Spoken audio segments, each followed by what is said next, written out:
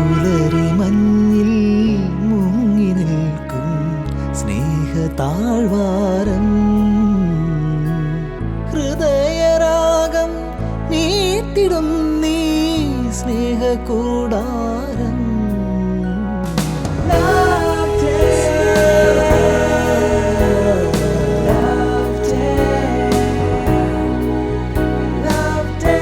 Shalom T V പ്രേക്ഷകർക്ക് love ഡേയിലേക്ക് സ്നേഹം പൂക്കുന്ന ഈ താഴ്വരയിലേക്ക് സ്വാഗതം.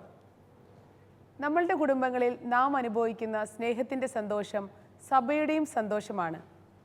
ഫ്രാൻസിസ് മാർപ്പാപ്പ ഏറെ സ്നേഹത്തോടെ നമുക്ക് സമ്മാനിച്ച അപ്പസ്തോലിക ആഹ്വാനമായ സ്നേഹത്തിൻ്റെ സന്തോഷത്തെക്കുറിച്ചുള്ള ചർച്ചകളിലൂടെയാണ് നാം കടന്നു പോകുന്നത്. ഈ ചർച്ചകൾ അവസാനിപ്പിക്കുന്നതിന് മുമ്പ് ഈ ഗ്രന്ഥം ഉരുത്തിരിഞ്ഞു വരാനുണ്ടായ സാഹചര്യങ്ങളിലേക്ക് നാം ഒന്ന് എത്തി നോക്കുകയാണ്. ഇന്നത്തെ ചർച്ചകളിൽ പങ്കെടുക്കാനെത്തിയിട്ടുള്ള വിശിഷ്ട വ്യക്തികളെ നമുക്ക് പരിചയപ്പെടാം. ആദ്യമായി നാം പരിചയപ്പെടുന്നത് ഡോക്ടർ ടോണിയാണ്. ഡോക്ടർ ടോണി തൃശ്ശൂർ ജില്ലാ ആശുപത്രിയിലെ അസ്ഥിരോഗ വിദഗ്ധനും തൃശ്ശൂർ അതിരൂപതയിലെ സമർപ്പിത സമൂഹമായ ലോഫ് സമൂഹത്തിൻ്റെ പ്രസിഡന്റുമാണ്. ഡോക്ടർ ടോണിയെ ഏറെ സ്നേഹത്തോടെ ഇന്നത്തെ ചർച്ചകളിലേക്ക് സ്വാഗതം ചെയ്യുന്നു. അടുത്തതായി നാം സ്വാഗതം ചെയ്യുന്നത് ഡോക്ടർ കെ എം ഫ്രാൻസിസ് സാറിനെയാണ്. നമ്മുടെ ഈ ചർച്ചകളിൽ സ്ഥിര സാന്നിധ്യമാണ് സാറ്. തൃശ്ശൂർ സെൻറ്റ് തോമസ് കോളേജിലെ മുൻ വൈസ് പ്രിൻസിപ്പളും അതിരൂപതയിലെ പ്രസിദ്ധ വചന പ്രഘോഷകനുമാണ് doctor K M Francis sir. സാറിനെ ഏറെ സ്നേഹത്തോടെ ഇന്നത്തെ ചർച്ചയിലേക്ക് നമുക്ക് സ്നേഹപൂർവ്വം സ്വാഗതം ചെയ്യാം. അടുത്തതായി ഇന്നത്തെ ചർച്ചയിലേക്ക് നാം സ്വാഗതം ചെയ്യുന്നത് സിസ്റ്റർ നീമ ഗ്രേസിനെയാണ്. സിസ്റ്റർ നീമ തിരുക്കുടുംബ സന്യാസിനി സമൂഹാംഗവും വർഷങ്ങളായി കൗൺസിലിംഗ് രംഗത്ത് സ്തുത്യർഹമായ സേവനം കാഴ്ചവെക്കുകയും ചെയ്ത വ്യക്തിയാണ്. സിസ്റ്ററിനെ ഏറെ സ്നേഹത്തോടെ ഇന്നത്തെ ചർച്ചയിലേക്ക് സ്വാഗതം ചെയ്യുന്നു. കാലാകാലങ്ങളായി വിവാഹവും കുടുംബവും നേരിടുന്ന വെല്ലുവിളികളിൽ മാർപ്പാപ്പമാർ പ്രത്യേകമായ സാഹചര്യങ്ങളിൽ കാലഘട്ടത്തിനനുസരിച്ച് ഇടപെട്ടതായി നാം മനസ്സിലാക്കുന്നു. 968 പോൾ ആറാമൻ മാർപ്പാപ്പ രചിച്ച വളരെ പ്രധാനപ്പെട്ട ഒരു പ്രബോധനത്തെക്കുറിച്ചാണ് നമ്മളിന്ന് ചർച്ച ചെയ്യുന്നത്. ഹ്യൂമാനെ വീത്തെ, മനുഷ്യജീവൻ എന്ന പേരിൽ കുടുംബജീവിതത്തിൻ്റെ പവിത്രതയെക്കുറിച്ച് ശ്രദ്ധേയമായ സംഭാവന നൽകിയ പാപ്പായാണ് പോൾ ആറാമൻ മാർപ്പാപ്പ. ഈ പ്രബോധനത്തെക്കുറിച്ചുള്ള ഈ ചർച്ചയിലേക്ക് ഏവരെയും ഒരിക്കൽ കൂടെ സ്നേഹപൂർവ്വം സ്വാഗതം ചെയ്യുന്നു.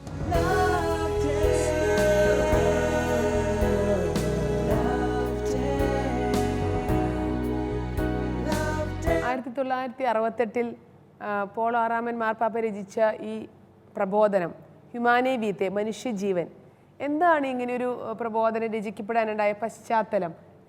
ഏത് സാഹചര്യത്തിലാണ് ഇങ്ങനൊരു ഗ്രന്ഥത്തിൻ്റെ രചനയിലേക്ക് മാർപ്പാപ്പ കടന്നു വന്നത്? രണ്ടാം ലോക മഹായുദ്ധത്തിന് ശേഷമുള്ള യൂറോപ്പിൻ്റെ പശ്ചാത്തലം എന്ന് പറയുന്നത് ലൈംഗിക സ്വാതന്ത്ര്യത്തിന് വേണ്ടിയിട്ടുള്ള ഒരു മുറവിളിയാണ്.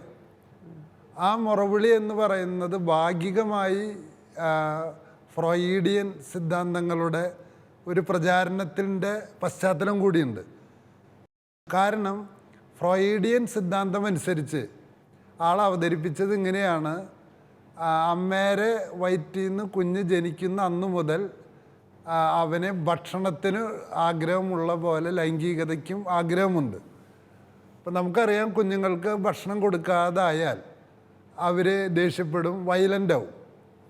അതേപോലെ ഫ്രോയിഡ് ഏറ്റവും ആദ്യം എഴുതി വെച്ചു, സെക്സ് ലഭിക്കാതായാൽ മനുഷ്യൻ ന്യൂറോട്ടിക് ആവുന്നു. അപ്പോൾ സെക്സ് ലഭിക്കാതായാൽ ന്യൂറോട്ടിക് ആവുക എന്ന് പറഞ്ഞാൽ അത് പിന്നീട് അധികം പ്രചാരം കൊടുത്തില്ലെങ്കിലും ജനങ്ങൾ കേൾക്കാൻ ആഗ്രഹമുള്ളൊരു കാര്യമല്ലേ. അപ്പോൾ അദ്ദേഹത്തിൻ്റെ ആ പ്രമേയം വളരെ പ്രബലമായി സപ്രസ്ഡ് സെക്സാണ് ഇന്നുള്ള എല്ലാ മനോരോഗങ്ങളുടെയും കാരണം, സപ്രസ്ഡ് സെക്സ്. അപ്പോൾ അതിൻ്റെ ഓപ്പോസിറ്റ് എന്താ? Free sex, sexual freedom. അപ്പോൾ ഇന്ന് സന്യാസിനികൾക്കെതിരെ കന്യാസ്ത്രീ മഠങ്ങൾക്കെതിരെ ഭയങ്കരമായ ആരോപണം. അപ്പോൾ ഈ ആരോപണത്തിൻ്റെ ഒരു പശ്ചാത്തലം എന്ന് പറയുന്നത്, സന്യാസം എന്ന് പറയുന്നത് സെക്സിനപ്പുറത്തുള്ള ഒരു സ്നേഹത്തിൻ്റെ സിമ്പലാണ്. നമ്മുടെ സ്നേഹത്തിൻ്റെ സന്തോഷത്തിൽ ഓൾറെഡി മാർപ്പാപ്പ അത് മാർപ്പാപ്പ പറയുന്നുണ്ട്. ആ സിമ്പല് ഒരു വലിയ ചോദ്യചിഹ്നമാണ്. അപ്പോൾ പറയുന്ന തിയറിനെ നേരെ എതിർക്കാണ്. കാരണം ലൈംഗികതയല്ല സന്തോഷത്തിൻ്റെ അടിത്തറ എന്ന് പ്രഖ്യാപിക്കുന്ന ഒരു ജീവിത ശൈലിയാണത്. അപ്പോൾ കന്യാസ്ത്രീ മഠങ്ങളിൽ പ്രശ്നങ്ങളുണ്ടാകാം. അതൊക്കെ ഏതൊരു പ്രസ്ഥാനത്തിനുള്ള പോലെ അവിടെയും പ്രശ്നമുണ്ട്.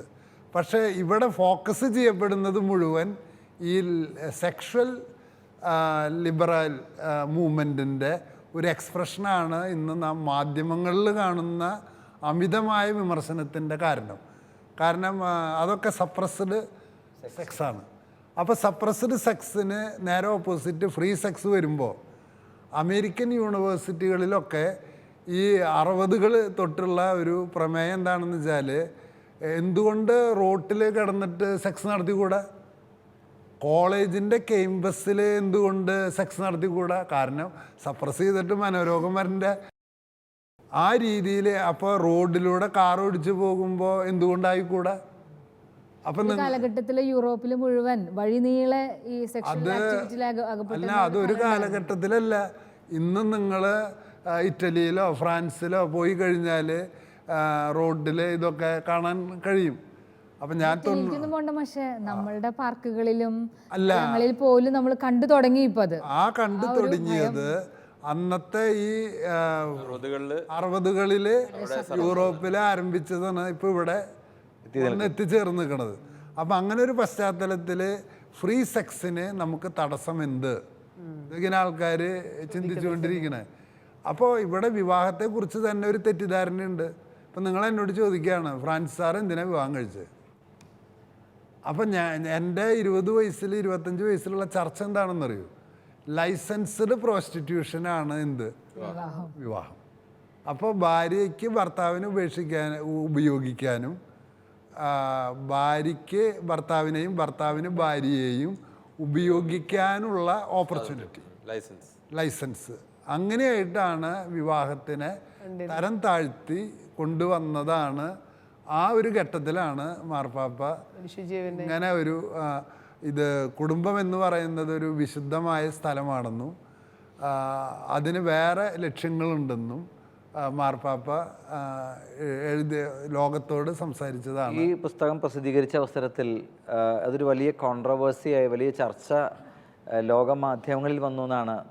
അതെ, അന്നത്തെ ഒരു കത്തോലിക്ക സഭയിലെ ചില വൈദികരും ചില അന്നത്തെ അതൊരു പത്രത്തിന്റെ തലക്കെട്ട് പോലും വളരെ നിഷേധാത്മകമാണ്. കാരണം പത്രത്തിൽ വന്ന കാർട്ടൂൺ ഇങ്ങനെയാണ്: pope don't peep into our bedroom. മാർപ്പാപ്പയെ ദയവ് ചെയ്ത് ബെഡ്റൂമിലേക്ക് ഒളിഞ്ഞു നോക്കരുത്. അതാണ് അന്ന് കൊടുത്തു. പറഞ്ഞാൽ ബെഡ്റൂമിൽ എൻ്റെ ഭാര്യ ഭർത്താവ് ബന്ധത്തിൽ എന്തുമാകാം ഒരു പ്രൈവറ്റ് ബിസിനസ് എന്നുള്ള രീതിയിലാണ് അങ്ങനെ ഒരു ഇത് വരുന്നത്. കാരണം അപ്പോൾ ലൈസൻസ്ഡ് പ്രോസ്റ്റിറ്റ്യൂഷൻ എന്നതിന് അപ്പുറത്ത് എന്തുണ്ട്? ഇതാണ് ആ ചാക്രിക ലേഖനത്തിൻ്റെ ഒരു പ്രധാന എംഫസിസ്. അപ്പോൾ വിവാഹം എന്നത് സെക്സിനുള്ള അവസരമാണോ അതോ സ്നേഹിക്കാനുള്ള? അവിടെയാണ് ഒരു വ്യത്യാസം കിടക്കുന്നത്. അതായത് എന്നെ സൃഷ്ടിച്ചത് എന്തിനാണെന്നുള്ളതാണ് ഒന്നാമത്തെ ചോദ്യം. ദൈവം എന്നെ സൃഷ്ടിച്ചത് എന്തുകൊണ്ട്, എന്തിന്? വിശുദ്ധ അഗസ്റ്റിൻ കൃത്യമായിട്ട് പറയുന്നുണ്ട്, ദൈവം സ്നേഹമാകുന്നു, സ്നേഹിക്കാതിരിക്കാൻ ദൈവത്തിന് പറ്റില്ല. അപ്പോൾ ദൈവം എന്നെ സൃഷ്ടിച്ചു. അപ്പോൾ എന്തിനു വേണ്ടി സൃഷ്ടിച്ചു? സ്നേഹിക്കാൻ വേണ്ടി സൃഷ്ടിച്ചു. അപ്പോൾ ഒരൊറ്റ ലക്ഷ്യം മനുഷ്യ ജീവിതത്തിൽ എന്തിനു ജീവിക്കുന്നു എന്ന് ചോദിച്ചാൽ ഒരേ ഒരു ലക്ഷ്യം മനുഷ്യനുണ്ടാവാൻ പാടുള്ളൂ: I am living to love. കൃത്യമായി വിശുദ്ധ യോഹന്നാൻ പറയുന്നുണ്ട്, സ്നേഹിക്കുന്നവൻ ദൈവത്തെ അറിയുന്നു. അതുകൊണ്ട് വിവാഹത്തിന്റെ വിളി സ്നേഹിക്കാനാണെന്ന് പാപ്പ പറയുന്നത് അതുകൊണ്ടാണ്. അതുകൊണ്ടാണ് സ്നേഹിക്കുന്നതിനുള്ള ഒരു ഓപ്പർച്യൂണിറ്റിയാണ് മാരേജ് എന്നതാണ് ഈ അപ്പസ്തോലിക ലേഖനത്തിന്റെ തലക്കെട്ട്. സ്നേഹിക്കുന്നതിൽ സന്തോഷമുള്ള സ്നേഹം ഒരിക്കലും അവസാനിക്കുന്നില്ല. അതിൽ സന്തോഷം കണ്ടെത്തുക. അപ്പോൾ what is marriage? It is an opportunity to love. പ്രധാനമായിട്ടും ഈ ചാക്രിക ലേഖനത്തിൻ്റെ ഉള്ളടക്കങ്ങളിലേക്ക് നമുക്കൊന്ന് കടന്നു ചെല്ലാം. ഈ ചെറിയ ചർച്ച അനേകർക്ക് അത് സഹായകമാകും. എന്താണ് ഈ പുസ്തകത്തിൽ പാപ്പ പറയാൻ ഉദ്ദേശിച്ചിരിക്കുന്നത്?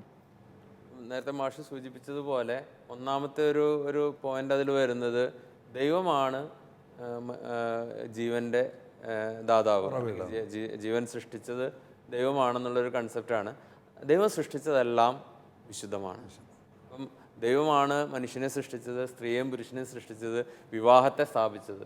അതുകൊണ്ട് ഈ കാര്യങ്ങളൊക്കെ തന്നെ ലൈംഗികത അടക്കം ലൈംഗികത ദൈവത്തിന്റെ ദാനമാണ്. ഇതെല്ലാം നന്മയാണ്, അതൊക്കെ വിശുദ്ധമാണ്. ഒന്നാമത്തെ പോയിന്റിൽ വരുന്നത്. അതുകൊണ്ട് തന്നെ ഈ വിശുദ്ധമായ കാര്യങ്ങൾ നമ്മൾ വിശുദ്ധമായവ വിശുദ്ധിയോടുകൂടി ചെയ്താൽ വിശുദ്ധരാകും എന്ന് പറയുന്ന ഒരു വചനം ഇവിടെ മാംസം ധരിക്കുകയാണ്. അപ്പം എന്തുകൊണ്ട് ഫ്രീ സെക്സ് പാടില്ല എന്നുള്ള ആ ചോദ്യത്തിന്റെ ഉത്തരം ഇതാണ്. വിശുദ്ധമായ കാര്യമാണ്, അത് വിശുദ്ധിയോടെ ചെയ്യുക, ദൈവത്തിന്റെ അനുഗ്രഹത്തോടെ ചെയ്യാനുള്ളതാണ്. അപ്പോൾ ആ ഒരു കൺസെപ്റ്റാണ് ഒന്നാമതായിട്ട് പാപ്പ ഈ ചക്രീയ ലേഖനത്തിലൂടെ നമ്മളോട് പറയുന്നത്. രണ്ടാമതായിട്ട് അതിൽ പറയണത് procreation is the heart of marriage. പ്രത്യുൽപാദനം എന്നതാണ് അതിൽ ഏറ്റവും പ്രധാനപ്പെട്ട ഒരു കാര്യമായിട്ട്. Transference of life is a most prime important duty of Christian couple. ക്രിസ്തീയ ദമ്പതികളുടെ ഏറ്റവും അടിയന്തരമായ ചുമതലയാണ് ജീവന്റെ സംക്രമണം. എനിക്കിതിൽ ഈ പുരോഗമനവാദികളുടെ പ്രമേയത്തെ മനസ്സിലാകാതിരിക്കുന്നത് എന്താണെന്നറിയോ? ലോകത്തിലെല്ലായിടത്തും പ്രൊഡക്ടിവിറ്റി ഉണ്ടാകണമെന്നാണ് എല്ലാ ആളുകളുടെയും ആഗ്രഹം. പക്ഷെ ഇവിടെ മാത്രം പ്രൊഡക്ടിവിറ്റി പാടില്ല എന്നുള്ളതാണ് ആഗ്രഹം. കോഴീനെ വളർത്തുമ്പോൾ കൂടുതൽ കുഞ്ഞുങ്ങളുണ്ടാവണം, പട്ടീനെ വളർത്തുമ്പോൾ കൂടുതൽ കുഞ്ഞുണ്ടാവണം, കൃഷി ചെയ്യുമ്പോൾ കൂടുതൽ വിളവുണ്ടാവണം. കുഞ്ഞിനെ ഇവിടെ മാത്രം അത് ഒരു പാപം പോലെ കണക്കാക്കുന്നത് എന്തുകൊണ്ട് എന്നാണ് ഒരു ചോദ്യം. രണ്ടാമത്തെ ചോദ്യം, എല്ലാവരും പ്രകൃതി സ്നേഹികളാണ്. എല്ലാ ആൾക്കാരും ആരാണ്? ഞാൻ പ്രകൃതി സ്നേഹിയല്ലാത്ത ഒരാളെ ഈ വഴിയിലൂടെ കാണാനില്ല. പ്രകൃതി സ്നേഹികളെ കാല് തടഞ്ഞിട്ട് നമ്മൾ തട്ടി തടഞ്ഞ് വീഴും. പക്ഷെ ഇവർക്കാർക്കും മനുഷ്യപ്രകൃതി സംരക്ഷിക്കേണ്ടതിൻ്റെ ആവശ്യകതയെ കുറിച്ച് സംസാരിക്കാനില്ല. അതാണ് മാർപ്പാപ്പ അതിൽ കൃത്യമായിട്ട് പറയുന്നുണ്ട്. ഈ പ്രകൃതിയെ സ്നേഹിക്കുന്നതിനെ കുറിച്ച് വാചാലമാകുന്നവർ എന്തുകൊണ്ട് മനുഷ്യന്റെ ജീവനെ സംരക്ഷിക്കുന്നതിൽ വാചാലമാകുന്നില്ല? അതിനെയാണ് കപട പ്രകൃതി സ്നേഹം എന്ന് പറയുന്നത് എന്ന് കൃത്യമായി അതിൽ പറയുന്നുണ്ട്. ഫ്രാൻസിസ് മാർപ്പാപ്പയും ഇത് വലിയ പോയിന്റ് ആണല്ലേ.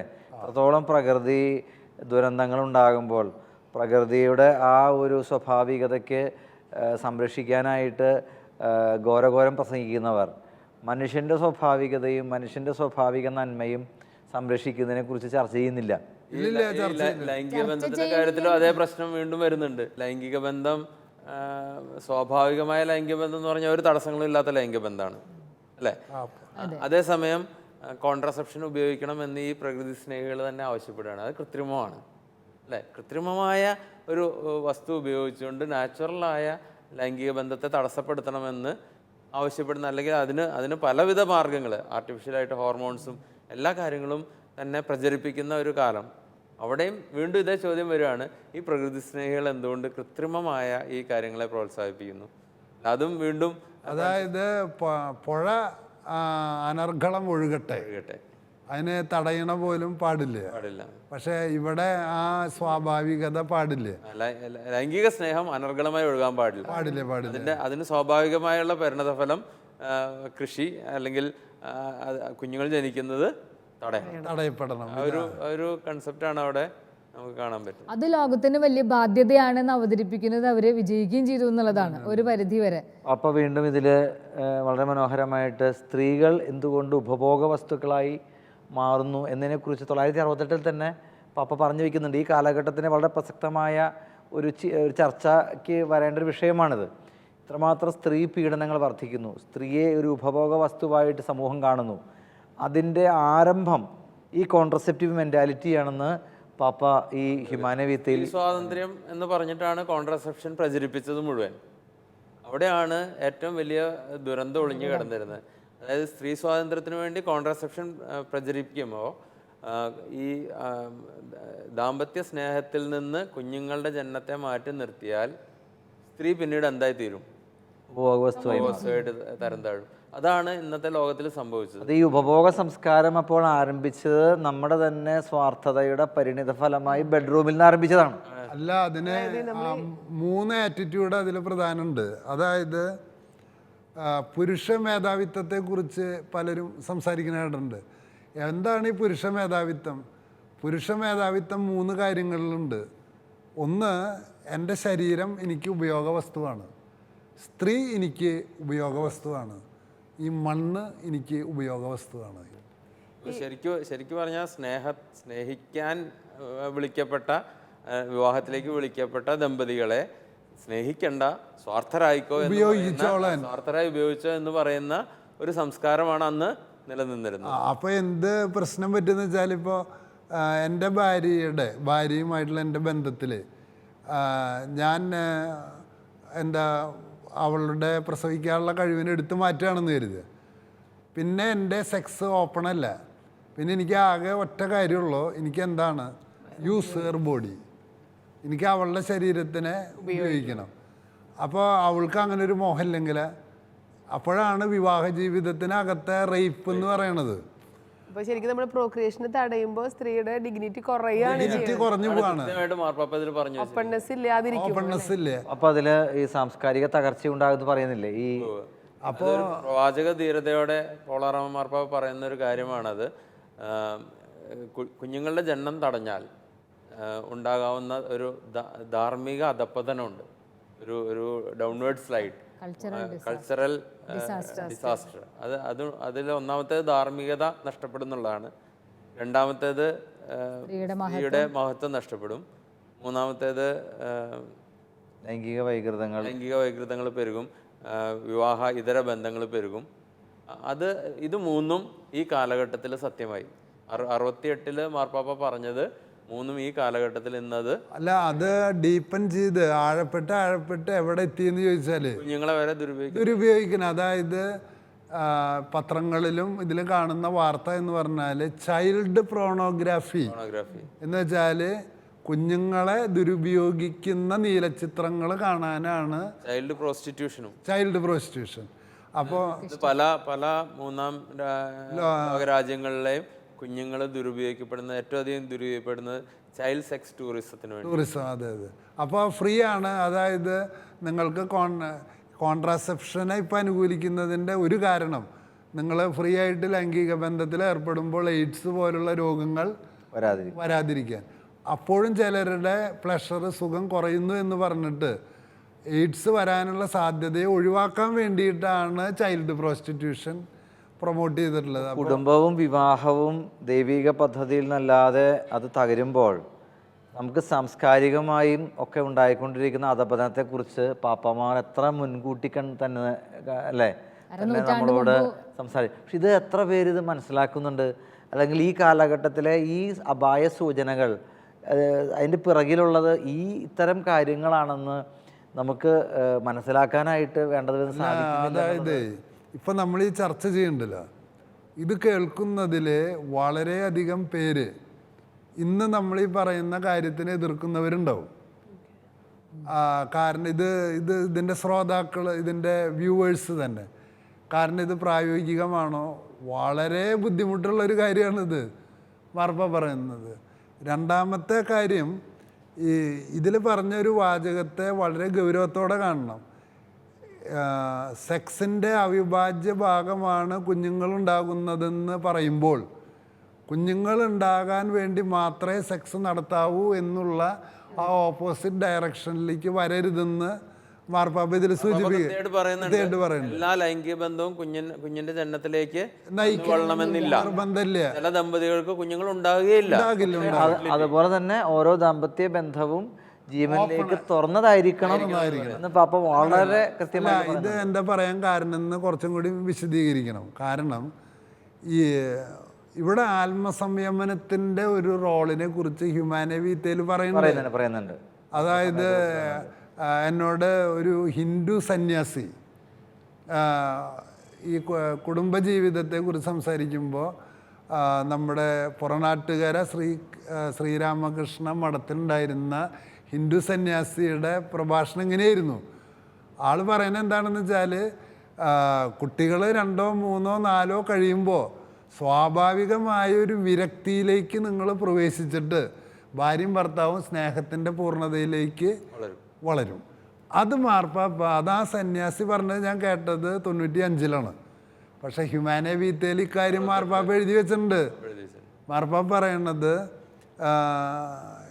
നിങ്ങൾക്ക് ഭാര്യയോടുള്ള സ്നേഹം റിയൽ സ്നേഹമാണ്, ഉപയോഗിക്കുന്ന സ്നേഹമല്ല എന്ന് തെളിയിക്കണമെങ്കിൽ ഇടയ്ക്കിടയ്ക്ക് ജീവിതത്തിൽ വിരക്തി പാലിക്കണം എന്ന് എഴുതിയിട്ടുള്ള ഏറ്റവും പ്രധാനപ്പെട്ട ചാക്രിക ലേഖനമാണ് ഹ്യൂമാനെ വീത്ത്. അത് നന്നായി ജീവിക്കുന്ന പല ദമ്പതികളും ഇത് വലിയ സത്യമായിട്ട് നമ്മളോട് പങ്കുവച്ചിട്ടുണ്ട്. ചിലപ്പോഴെങ്കിൽ ഈ വലിയ കുടുംബങ്ങളിലോട് ആളുകൾ ഇന്ന് കളിയാക്കി ചോദിക്കും, നിങ്ങൾക്ക് എന്താ നിയന്ത്രിക്കാൻ കഴിയില്ലേ എന്ന് നമ്മളോട് കളിയാക്കി ചോദിക്കുമ്പോൾ സത്യത്തിൽ ആർക്കാണ് നിയന്ത്രിക്കാൻ കഴിയാത്തത് എന്നൊരു ചോദ്യം അവിടെ ഉയർന്നു വരുന്നുണ്ട്. കഴിയാത്തത് കൊണ്ടാണ് അവർ കോൺട്രാസെപ്ഷൻ ഉപയോഗിക്കുന്നത്.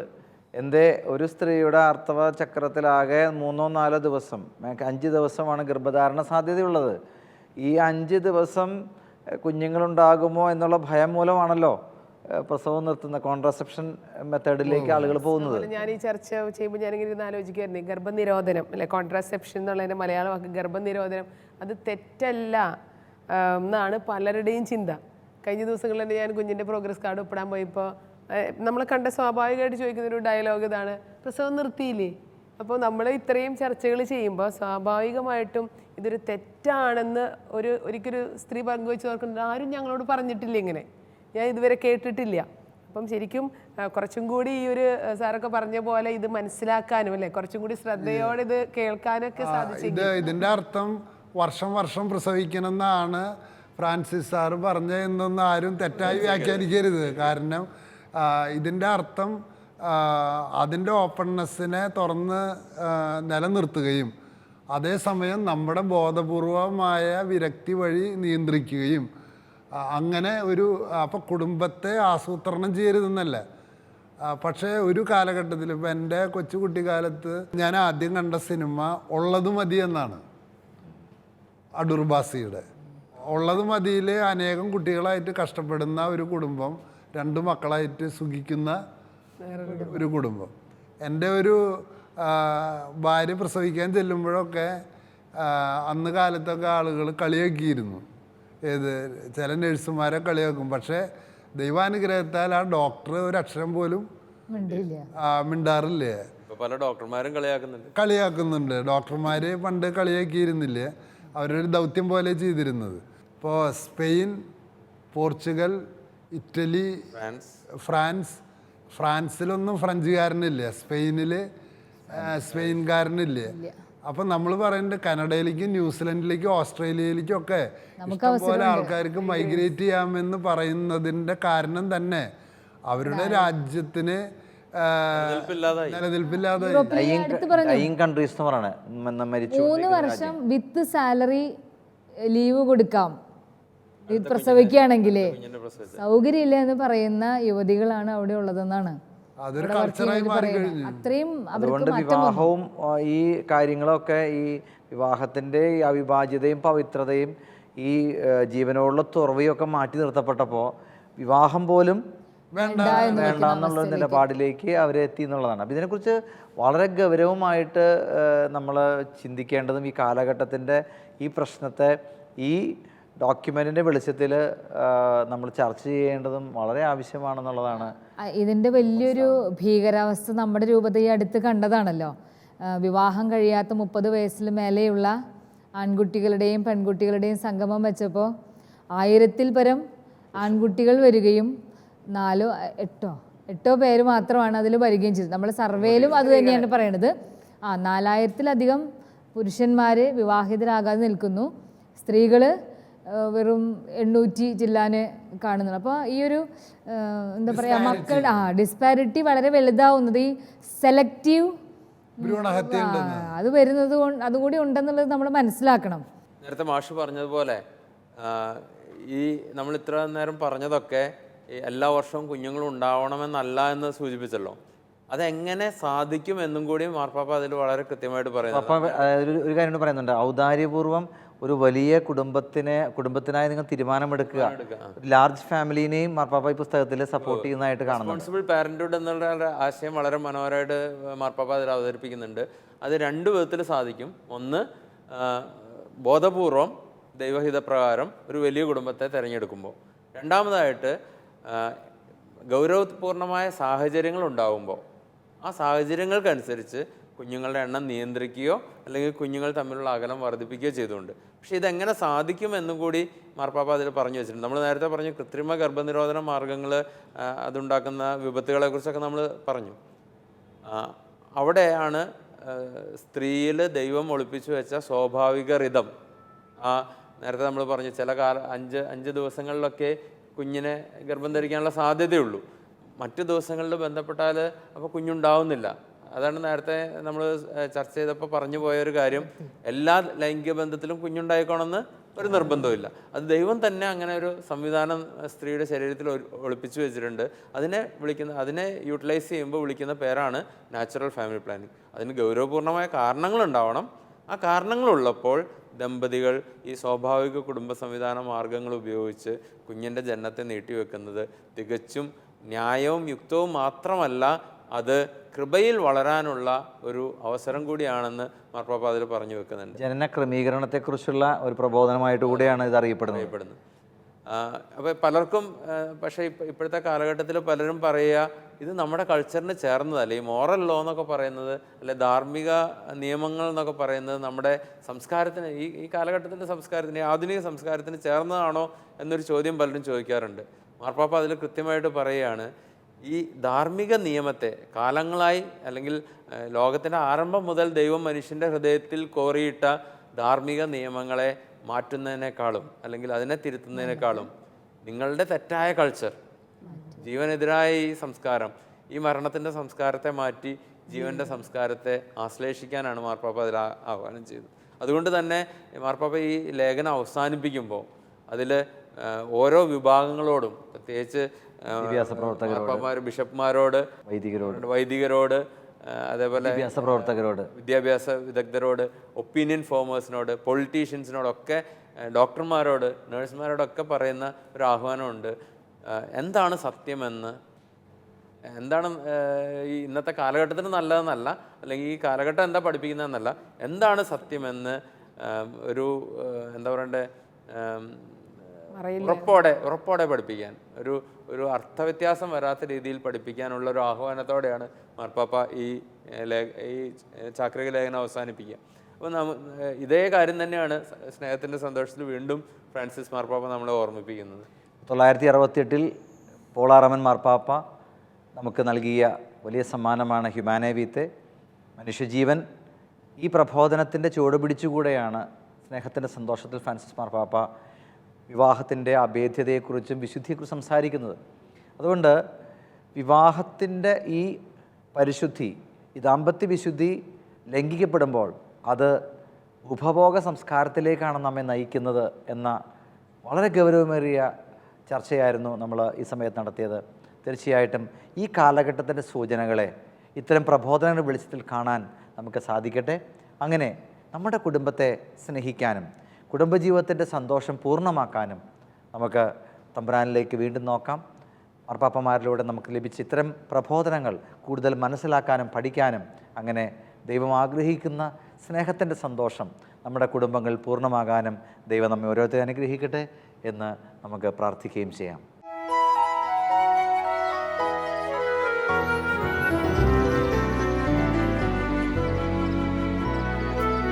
പുലരി മഞ്ഞിൽ മുങ്ങി നിൽക്കും സ്നേഹതാഴ്വാ